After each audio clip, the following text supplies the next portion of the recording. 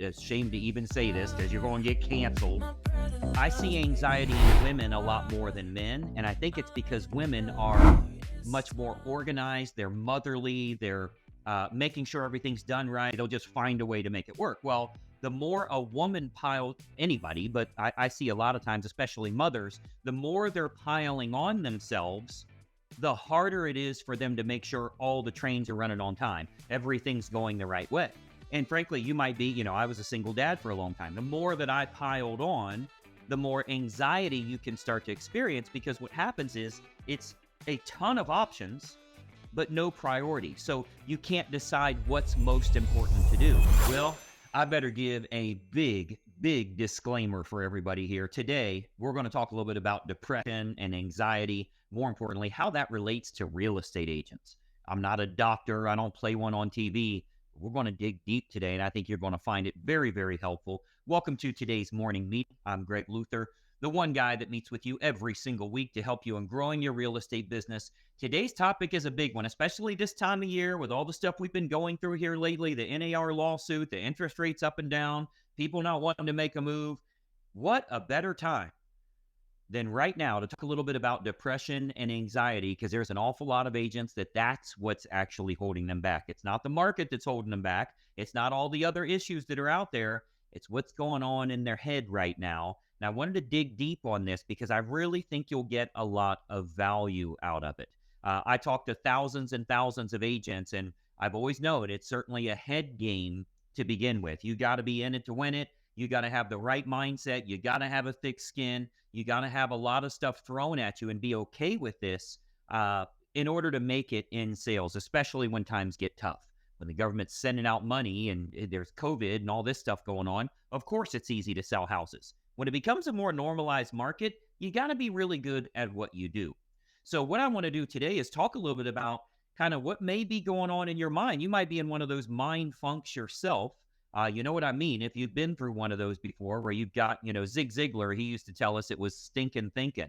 If you're dealing with that stinking thinking, there's a real good chance you're having bad actions every day. You're feeling sorry for yourself. You're not taking the right actions.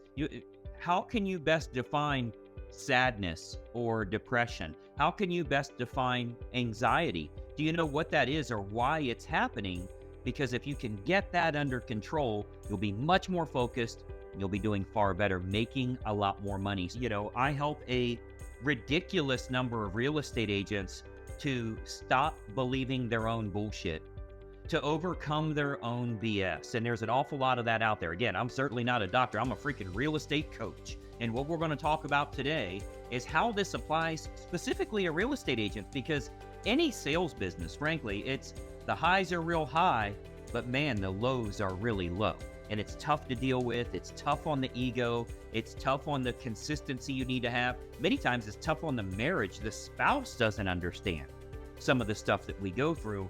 And if you get into that downward spiral, it picks up speed just as fast as that upward spiral does. So you got to make sure you're heading in the right direction. So let's talk a little bit about this. I mean, let's first talk about, a lot of agents deal with depression. They're going through major issues or something like that. And, when you look at sadness as a whole, it's the perception of a lack of options, right? Sadness is really the perception of having a lack of options. There's no way out. This is just what I'm stuck with. And you start to feel like, woe is me.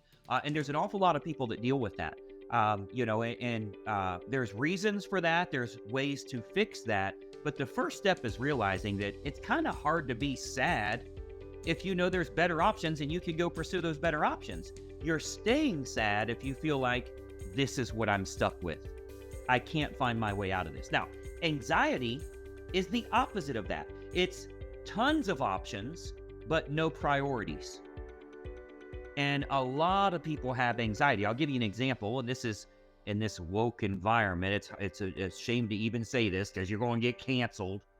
I see anxiety in women a lot more than men, and I think it's because women are much more organized. They're motherly. They're making sure everything's done right. A lot of guys they don't even care. They turn their underwear inside out tomorrow. Like they don't even care if everything is done the right way. They'll just find a way to make it work. Well, the more a woman anybody, but I see a lot of times, especially mothers, the more they're piling on themselves, the harder it is for them to make sure all the trains are running on time. Everything's going the right way.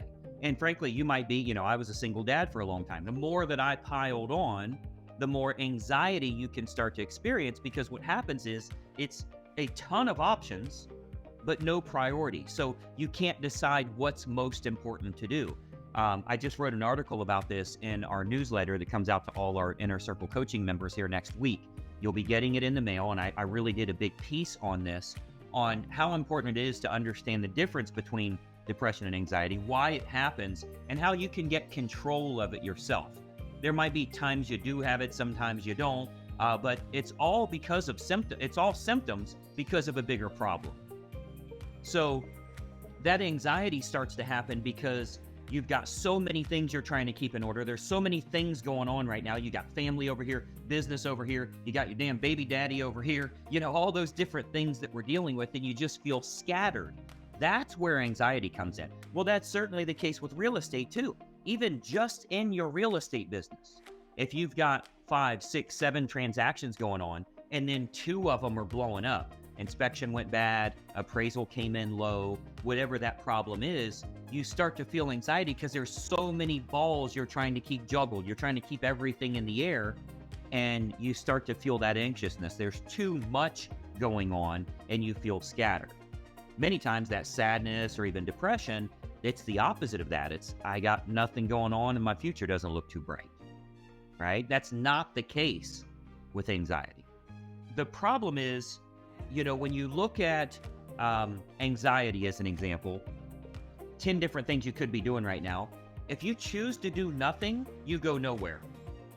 If you sit at home and feel sorry for yourself, you're going to go nowhere. If you worry about what could happen if I go meet with that for sale by owner and he doesn't like me, or he cusses me out, or he says all you realtors are overpaid, or whatever, well then why don't you just stay at home and keep losing that? The longer you do that and you let that anxiety build up, the faster you'll get to depression. Because you're doing this to you. You are creating these hypotheticals in your mind that are causing you to fail, which will then make you feel like you have no way out. You know why? Because debt piles up, expenses pile up, your spouse's confidence in you as a real estate agent starts to get much lower. You feel like you start justifying yourself or all the reasons you're not doing well. You'll start saying some shit about maybe when the new election comes around, maybe when the new interest rates come around, maybe when sellers finally have some inventory that comes around. You'll find all of these excuses as to why you're not taking action. But anxiety can create depression, and depression can create anxiety. Just know they're 2 completely different things. And the more you can really put a mark on what that is for you, what that problem is for you, the faster you can make those changes. So, if you don't choose a path, you're going nowhere. Okay, as Babe Ruth famously said, when you get to a Y in the road, when you get to a fork in the road, you got a decision to make one. Take it. When you get to the Y in the road, take it. It's so important you do that. You don't sit there and wonder, should I go this way? Should I go that way? But you can take anyone in the world and immediately create anxiety in them. Like myself, I hate to even use this word now because it's publicly used, but I don't identify as having anxiety. If you ask me, do you have an anxiety problem? Abso-freaking-lutely not. I'm as unanxious as can be because I know what's important to me. Now, I can take anybody in my life, friends, family, co-workers, any of the employees we have here, I can immediately create anxiety in them. You know what I could do? Have them on the phone, I hand them a note, I say something to them, and somebody knocks at the door. If those things happen, everything is short-circuited because I'm trying to juggle all these balls at once, and they can't do it. You see what I mean? So you can create anxiety in someone by just giving them a lot of stuff. It doesn't matter what it is, right? It could be, hey, I need you to do the laundry here, but first you got to do this, and then I need you to go outside and grab this from the garage. Well, that's way too much stuff at once. That's what anxiety is. Too many options and not a sole focus on what you need to do. So that's at the micro level, of course. When you really look at everything going on in your life, if you have a sick family member and your kid got in trouble in school and your spouse has to work late tonight, so now you have to do the dinner thing. You just got a letter from the IRS that they're finally chasing you because you've been bullshitting on that for years too. I know you're a real estate agent, so I know what's going on there. Now you have anxiety problems. Then you start to think you have a problem with insomnia. You don't have a problem with insomnia. Look up the medical term. It's called broke-acidness. That's what you're struggling with. The reason you don't sleep at night, it's called broke-acidness, because you have to fix the real problem that's creating all of these symptoms. What you're doing every day is what created the IRS problem. What you're doing every day created that which created the sleep problem. And if you don't sleep well, then you don't perform well the next day, then you're not as focused as you should be. The next thing you know, you're on caffeine, and then whatever you got to go to try and keep all the trains coming on time, keep the wheels spinning, keep everything working the way that it needs to. You feel like you're juggling everything at all times. And if one little thing gets out of line, if your kid can't find his shoes, you blow the hell up.